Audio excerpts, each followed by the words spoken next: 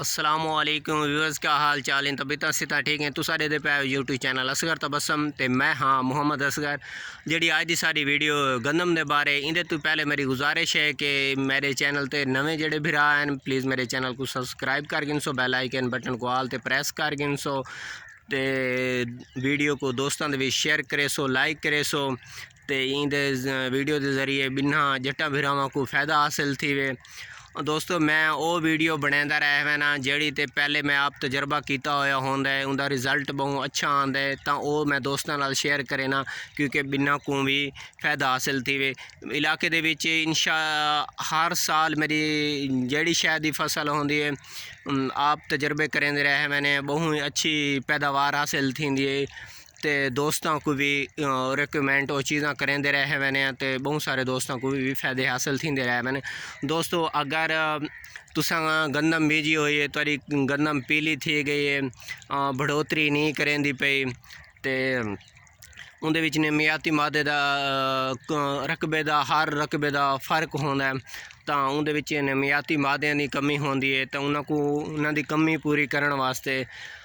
ते दोस्तों इन्ना गाली का ख्याल करना होंदा है कि जेड़ी शायद ही फसल को ज़रूरत है उन टाइम उनको देओ। हद तो ज़्यादा खर्चा भी कर देवना फसल वास्ते भी नुकसान होंदा है। नॉर्मल रखे सो ते जेड़ी टाइम को ज़रूरत है उन टाइम वो चीज़ दे सो। तो मैं रिकमेंड करे सा कि जिन्ना भैया की कणक सख्त थी गई स्प्रेयां की वजह कोलों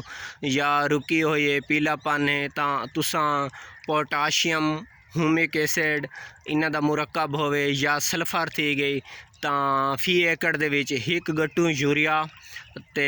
ए पा देसो। अगर लिक्विड टाइप गिनसो तो 3 लीटर ही बहु है पिया ते 1.5 किले दे विच पा देसो 50 kg वाला सल्फर यानी कि थी गई वो तुसा इस्तेमाल कर गिनसो तो इंशाल्लाह बहुत ज़बरदस्त रिज़ल्ट आसी। उनका फ़ायदा है कि इस ज़मीन को नरम करना होंदा है, ज़मीन को भुरभुरा कर देंदी है तो गंदम दा कलर बहुत प्यारा थी वेंदा है, सरसब्ज थी वेंदा है तो तेज़ी नाल बढ़ोतरी करन पै वेंदी है। ये जड़ी मैं तो को रिकमेंड करेंदा खड़ा तुसां हर फसल दे विच इस्तेमाल कर सकदे हो, चाहे कोई सब्जियां वगैरह बीजिया होयन किनोला वगैरह बीजा हो चुकंदर बीजा हो तो उनदे विच इस्तेमाल कर सकदे हो। दोस्तों ते मैं तो कोई चेक ही करवावा चाह के तुसा अक्सर पता नहीं आप इस्तेमाल करें के नहीं करें दे ते सागू मशवरे देने अल्हम्दुलिल्लाह अस इस्तेमाल ही करें तो फिर शेयर दसेंदी रहे मैंने तो बहुत अच्छे रिज़ल्ट आने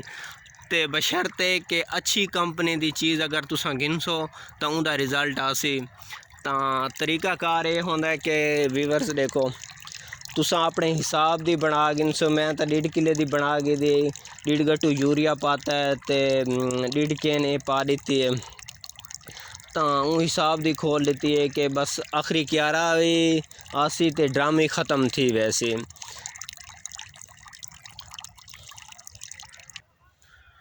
दोस्तों ते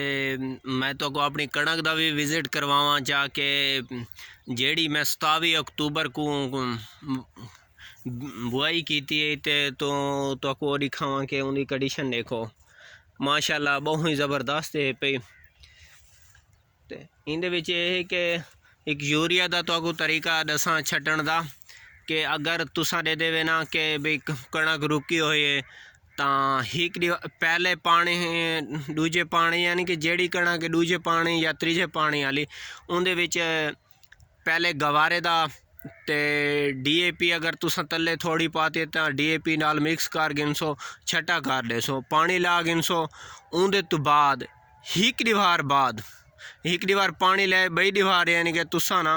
अगर गट्टू यूरिया दा उत्ते छटा कर देसो 4 बजे तो बाद यानी कि नमी तो आधा घंटा पहले छटा कर देसो यूरिया दा तले बहुत ज़्यादा नमी होसी उतने नमी वगैरह पनियाल वगैरह जेड़ा पोसी तो डायरेक्ट की गंदम दे जड़ां दे विच खाद लगसी तो बहुत ही ज़बरदस्त रिज़ल्ट आसी। यानी कि वो जड़ी रुकी हुई स्ट्रेस होसी या स्प्रे की वजह कोलों या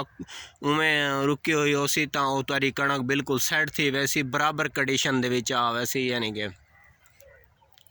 इंशाल्लाह अगली वीडियो नाल मुलाकात थी।